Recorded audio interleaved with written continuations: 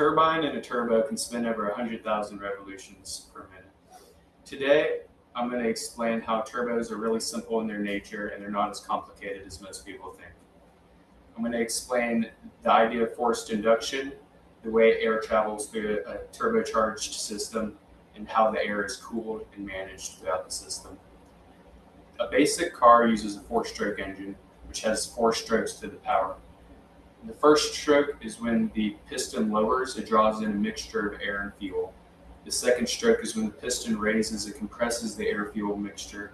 And then on the third stroke, it ignites it using the spark plugs.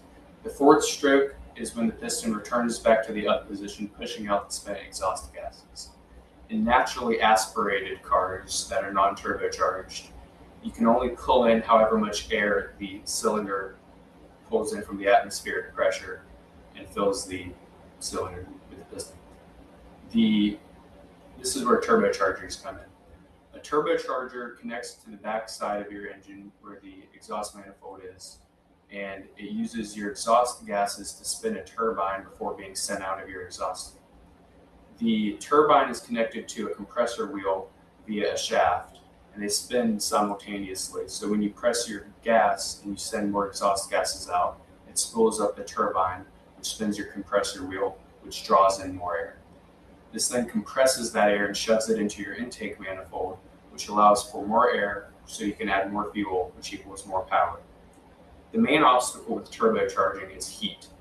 When you pull air, the air molecules rub up against each other and cause friction. This causes the air to expand, which is defeating the purpose of forced induction because hot air is less dense than cold air, and you want the most air possible to make the most power possible. With intercoolers, that's the solution to the heat problem. Intercoolers are similar to radiators in that they're a series of tubes that the air travels through with fins. So when you're driving, the air passing through these fins cools down the air inside of the tubes, and it makes the air denser to be put into your engine. Now, when you let off of the gas, to make sure that your turbo doesn't continue sending compressed air into your engine, you have something called a blow-off valve. The blow-off valve releases this compressed air before it enters your intake manifold, which allows for you to stop quicker and makes a really cool noise. The turbochargers are a great way to make more power out of smaller motors, and you can increase the amount of air density inside of a cylinder by that way of forced induction. So to overview everything, a turbocharger uses spent exhaust gases to spin a turbine, which spins an air compressor, which pulls in air and compresses it. That air is then cooled down through an intercooler, which is cooled off through the movement of air by the car traveling.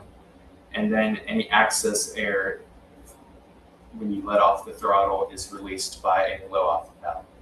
That's the difference between forced induction and naturally aspirated cars, and that's how a turbocharger works.